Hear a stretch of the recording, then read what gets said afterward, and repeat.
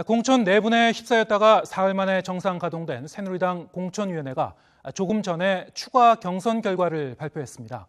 현역 의원 8명이 고배를 마셨습니다. 국회 연결하겠습니다. 안윤학 기자. 네, 국회에 나와 있습니다. 네, 새누리당 경선 결과 자세히 전해주시죠. 네, 새누리당 이한구 공천위원장이 조금 전인 3시 반에 여의도 당사 브리핑에서 전국 52곳에 대한 경선 결과를 발표했습니다. 눈에 띄는 것은 현직 8명의 공천 탈락입니다. 우선 서울에서는 비례대표로서 서울 마포을에 도전했던 황인자 의원이 김성동 전 의원에게 패했습니다. 역시 비례대표로서 인천 연수을에 나섰던 민현주 의원이 민경욱 전 청와대 대변인에게 고배를 마셨고, 경기 고양시 병에서는 이운용 의원, 충북 청주시 흥덕구의 정윤숙 의원 등 비례대표들이 고전을 면치 못했습니다. 특히 친박계 핵심인 상주 군위 의성 청송의 김재원 의원이 지역구 변동에 파고를 넘지 못하고 김종태 의원에게 패해 관심을 모으고 있습니다. 또 경북 경주시 정수성, 영주 문경 예천의 장윤석, 영천 청도의 정희수 의원 등이 경선의 문턱을 넘지 못했습니다. 공천위는 또 공천 탈락한 윤상현 의원의 인천 남을 지역구에서 모레까지 후보 제공모를 받겠다고 밝혔습니다. 공천위는 조금 뒤인 5시쯤에 다시 2차 결과를 발표할 수도 있을 것이라며 여지를 남겼는데요. 오늘 공천위 회의는 당초 당 지도부가 어제 심야 최고위에서 공천심사 재개를 요청한 것을 이한구 위원장과 외부 위원들이 받아들이며 성사됐습니다. 앞서 공천위는 지난 17일 회의에서 친박계와 비박계 위원들 간 설전으로 파행을 빚었는데요.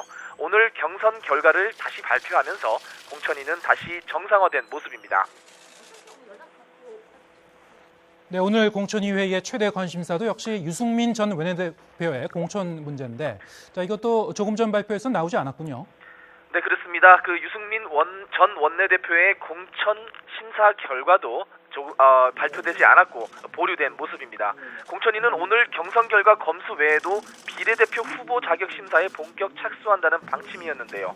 그러나 역시 공천위 논의의 최대 내관은 유승민 의원의 공천 여부에 관심이 쏠리고 있습니다.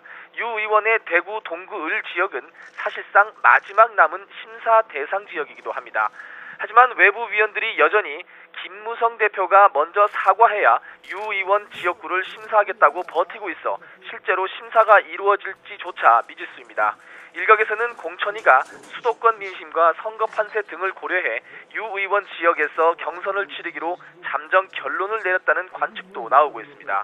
앞서 어제 국회에서 열린 심야 최고위에서는 지난 15일 비박계 의원들이 대거 탈락한 공천심사 결과를 놓고 김무성 대표와 친박계 최고위원들 간 고성이 섞인 격론이 벌어졌습니다. 김 대표가 공천 배제된 현역들에 대한 재심의를 요구했지만 친박계 최고위원들이 반대하며 공방이 벌어진 겁니다.